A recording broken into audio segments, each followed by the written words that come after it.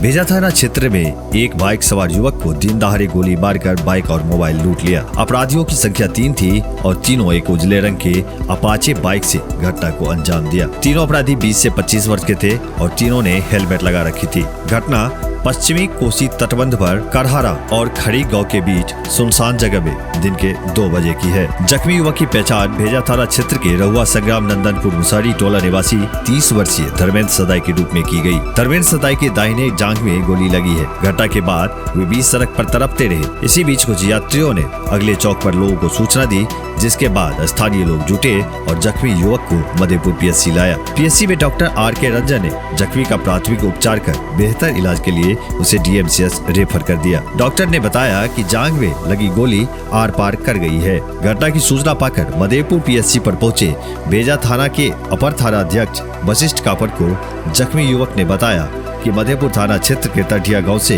वे अपने संबंधी के यहां से घर की ओर जा रहे थे। पीछे से आ रहे बाइक सवार 3 युवकों ने आगे से गाड़ी रोककर रुकने के लिए कहा और मोबाइल एवं बाइक छीनने की कोशिश की। खींचातानी चल ही रही थी कि उसमें से एक युवक ने गोली चला दिया जो जांघ में लगी, जिसके बाद वे सड़क पर गिर पड़े। अपराधी काले रंग की पल्सर बाइक और मोबाइल लेकर भाग गए। लूटी गई बाइक जख्मी युवक की भाभी के नाम से पंजीकृत है।